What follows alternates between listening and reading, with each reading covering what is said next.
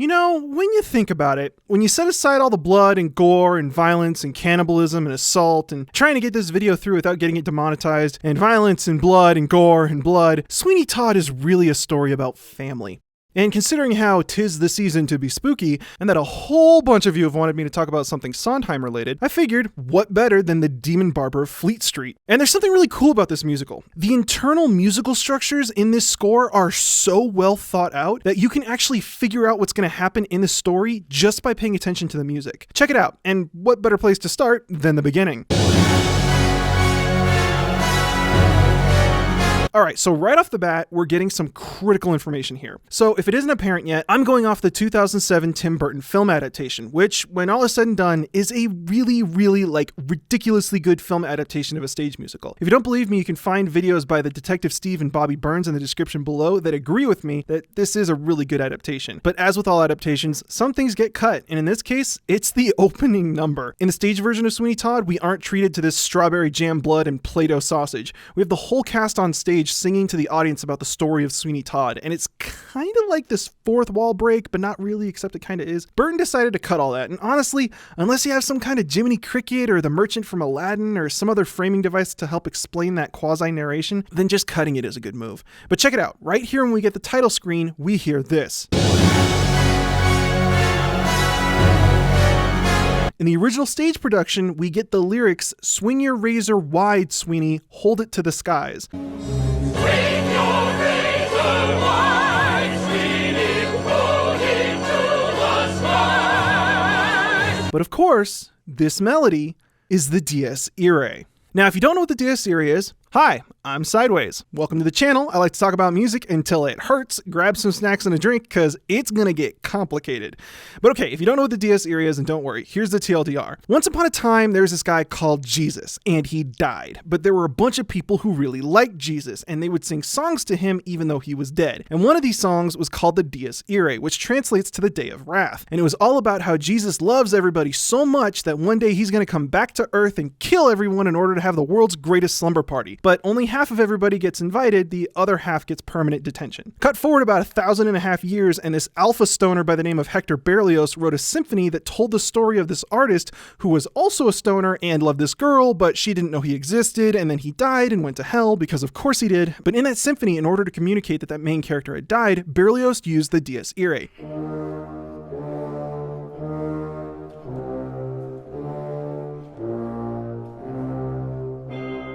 And ever since then, composers have used this melody to represent death in music, and that has been no more apparent than in film. Here's a montage of examples that I'm copying and pasting from an older video because I'm lazy like that. Kill him.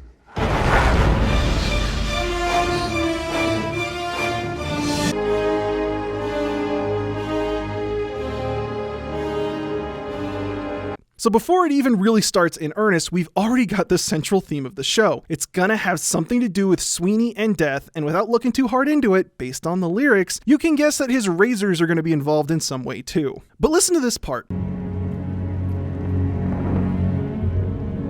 Well, in the stage version, there are people singing over this, and the line they sing is, "Attend the tale of Sweeney Todd." Attend the tale of Sweeney Todd. If you pay attention to the end of that, the tale of Sweeney Todd part, once again, that's the Dies Irae. In fact, if you want to get really poetic about it, the "swing your razor wide" takes the first few notes of the Dies Irae. And just to be clear here, this is just the first 8 notes of the Dies Irae. It actually goes on for another 8 minutes, but that's not the part that gets referenced. Anyway, so the "swing your razor wide" uses the first few notes of the Dies Irae, while the "attend the tale of Sweeney Todd" uses the end of that phrase. In a way, you could argue that you know that his story begins and ends with death. Okay, so we got death, and it's associated with Sweeney and his razors, great. But the musical proper starts, and we have our first number. We're introduced to Anthony, awesome, and... No, there's no place like London. Oh, no. Can we get another take? No, that's it, that's what we're working with. Oh, crap. All right, well, here's our lead. So, this is Sweeney. To be completely honest, Johnny Depp isn't bad in this role. I just think that his delivery on literally this first line isn't the strongest. And honestly, Johnny Depp is starting to feel like one of those actors who always plays themselves. You know how like whenever you see Tom Hanks or Patrick Stewart on screen, you don't really see the character, you just see Tom Hanks and Patrick Stewart? I kind of got that while watching this film, and it just felt like Jack Sparrow, Edward Scissorhands, and Willy Wonka were singing about murder, which I guess kind of helped the overall tone of the film. Anyway, so even though Anthony opens the number, it's really a solo for Sweeney Todd, and it serves as a great establishing number to introduce us to his backstory, his motivations, and why he's here. Great. Moving on. We rush through the streets of London and we hear a bunch of music that sounds kind of familiar.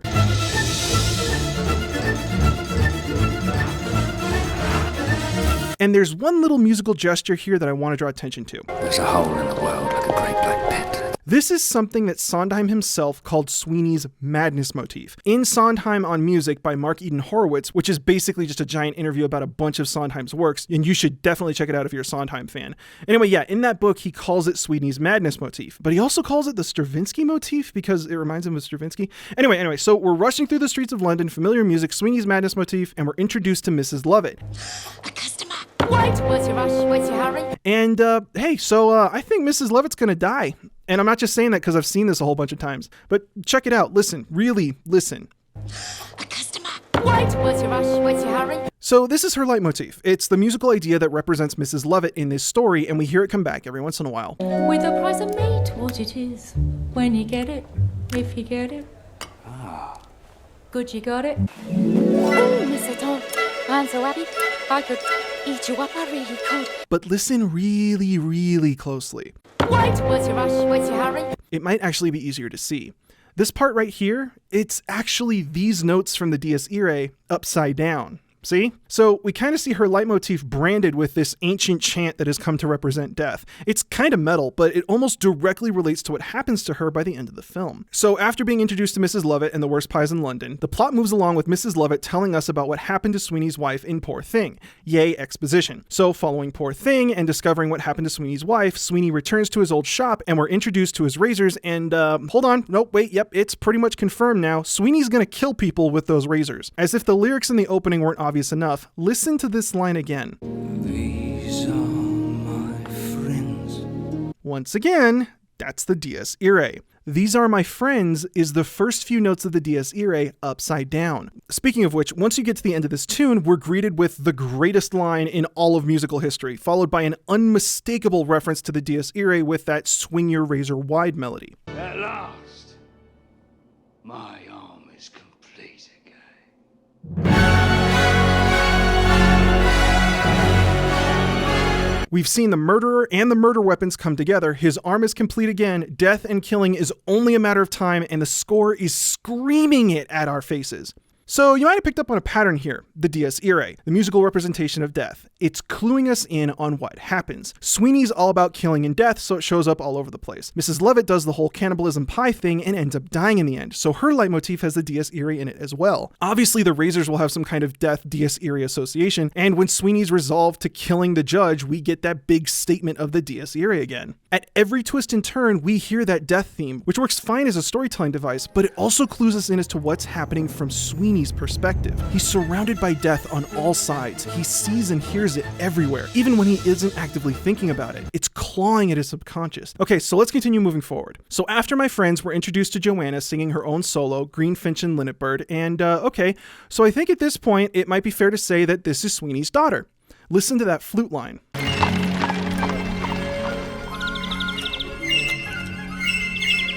So look, Joanna's got this whole bird motif thing going on. Not just musical motif, but like bird trapped in a cage motif. The song is about birds being trapped in a cage. She's singing to a bird in a cage. She's shot next to a bird in a cage. She's framed so the window looks like it's a cage. She's a bird in a cage. Great. And in general, a lot of people have this natural association between flutes and birdsong because, well, flutes are like the orchestral instrument that sounds closest to birds. It's more or less why Prokofiev used flutes to represent the bird in Peter and the Wolf. But there's only one other part of this musical where we hear flutes like that.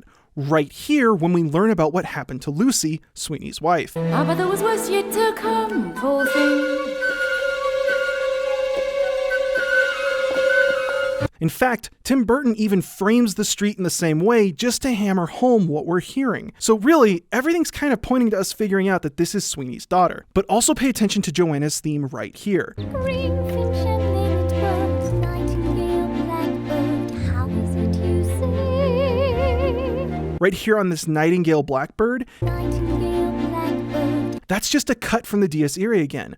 But Joanna doesn't die. Her life is filled with death. Everyone around her dies, but she doesn't die by the end of the film, and she doesn't kill anyone either. Except that she does. In the stage musical, she ends up killing the guy that runs the asylum, but that was changed in the Burton film. But since death is a part of her original story, we find it lurking in her theme. Following Joanna's theme, we get Anthony's theme, which confusingly is Joanna, and you can kind of see how it's sort of a reference to the balcony scene from Romeo and Juliet, but not really. And for the first time in the show, there are no references to the Dies Irae. At least I can't find any, and I can't find anyone else trying to argue that there's a connection to the Dies Irae here as well. This is a respite from the death theme, and it's coming from the character who rescues Joanna from this lethal environment. He doesn't kill anyone, and he doesn't end up dead by the end of the story. We know that Anthony's going to live, and we know he isn't going to kill anyone because the Dies Irae isn't a part of his theme. But right before we get Anthony singing about Joanna, Anthony learns her name from this beggar woman, and okay, so yeah, that's Sweeney's wife. And again, I don't just know that because I've watched this a whole bunch.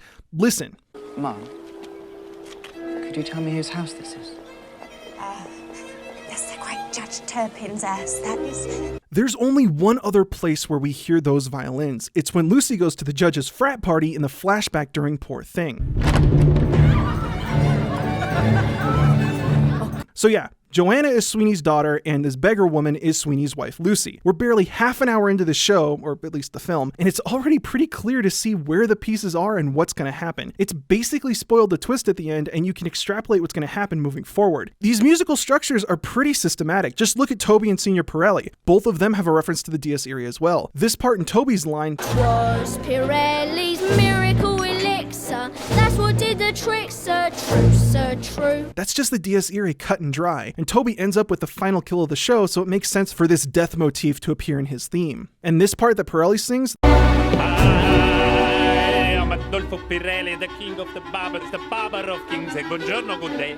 There's just so much stepwise motion that you're just bound to find some kind of little musical reference to the Dies Irae, and sure enough, there it is. And of course, he's Sweeney's first kill. So everything's the Dies Irae. It's everywhere. It's in the walls. It's in the streets. It's in the toilet. It's everywhere. And that's the one thing you always hear about when you look into Sweeney Todd. It's how everything has the Dies Irae in it. There are countless papers and sources and all kinds of voices trying to break down where the Dies Irae appears and how. I found one paper that cites a book that I didn't get my hands on that mentions that out of 15 independent leitmotifs in Sweeney Todd, 13 of them are in some way derived or linked to the Dies Irae. The paper then goes on to talk about how various scholars have different names for different leitmotifs, so that doesn't get confusing at all. With almost no effort, you can find countless websites and articles and blogs talking about where and how various fragments of the Dies Irae appear in the melodies of this musical. There's a YouTube channel called Into the Hoods that's one of the most comprehensive breakdowns of this musical, especially with concern to how the Dies Irae appears, and it is 17 parts long, and he never made it past Act 1.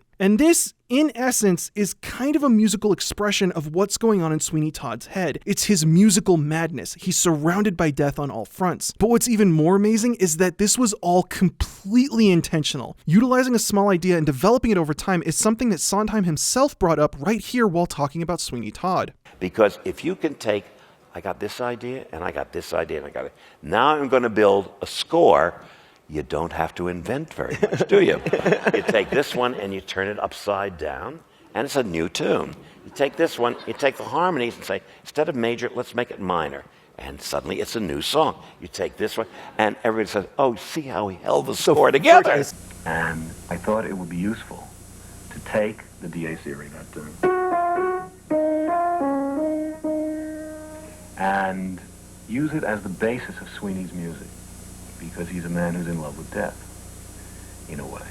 And even if you can't hear all these super subtle references to this ancient chant of death, you can still get a sense for it. Even if you don't know what the Dies Irae is, let alone that it's the musical representation of death, you've still probably been exposed to it over the years and in ways that would draw some kind of subconscious association. Even if you don't realize it, this music is probably having an effect on you. Take it from Sondheim himself.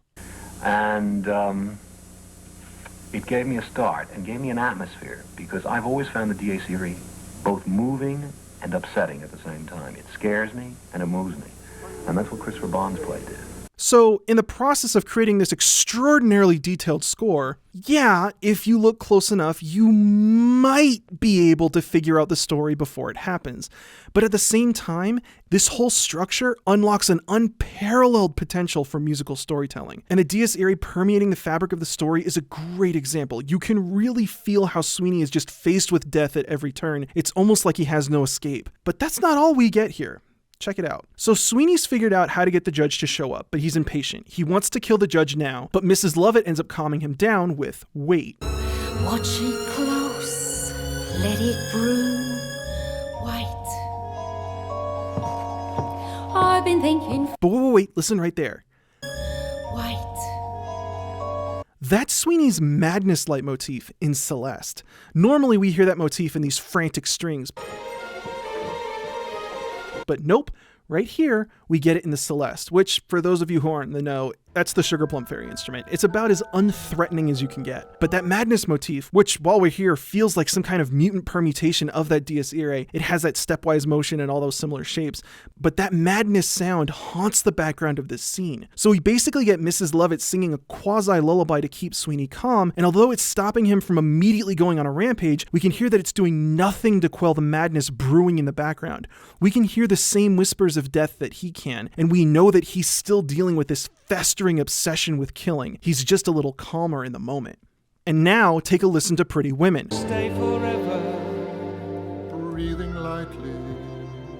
pretty women. Right off the bat, you can see how these musical structures that the judge is singing are, of course, also inspired by the Dies Irae. It's just this part upside down. Which makes sense. The judge dies in the end. But Sweeney was the one that started this Pretty Women line. Pretty women, fascinating.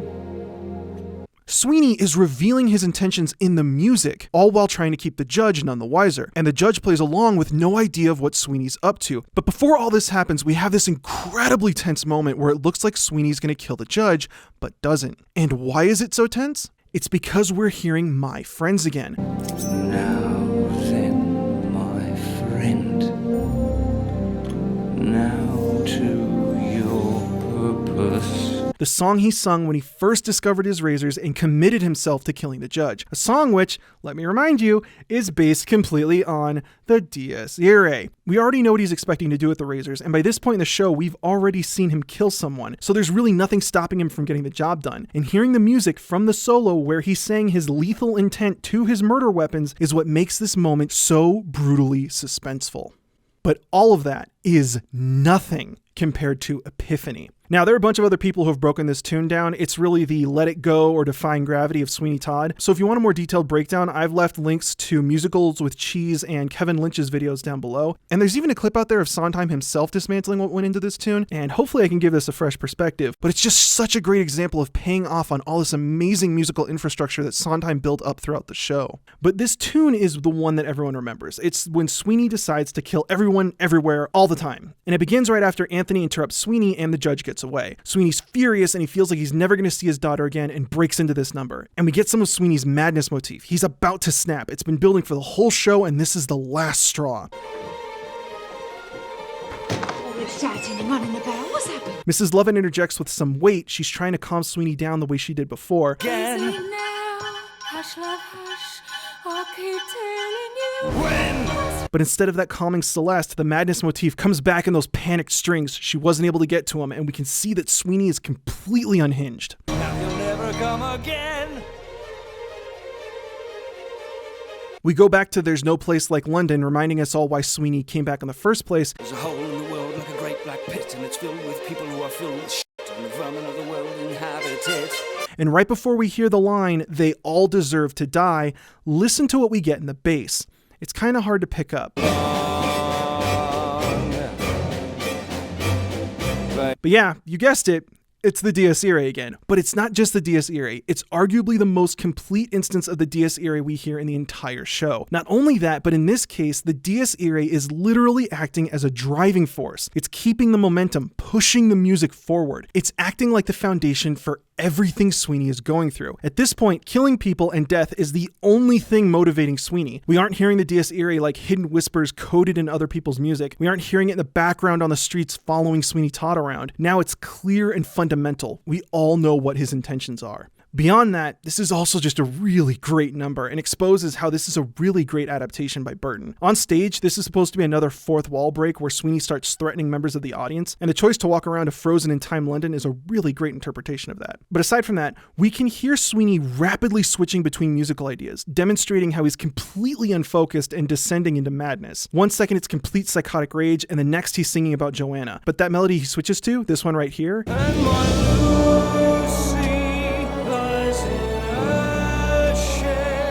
it's actually halfway in between Alms, which represents the beggar woman, Lucy, his still living wife, and Joanna's greenfinch and linnet bird. It's a really powerful moment where we can see, hear, and feel that Sweeney is thinking about everything he thinks he's lost, and that the only thing left for him is to answer all the calls of the Dies Irae we've been hearing throughout the show and just kill everyone. That frantic swapping between musical motifs while still singing about killing people demonstrates the internal torment he's going through. He's torn, he's completely losing it. It's an epiphany that everyone deserves to die. All of those hidden statements of the Dies Irae bubble to the surface. He's completely overwhelmed by what happened to him, and he breaks. And none of these incredible moments of musical storytelling could have happened without this intensely detailed musical structure. We wouldn't be able to read his mind when Lovett's trying to calm him down.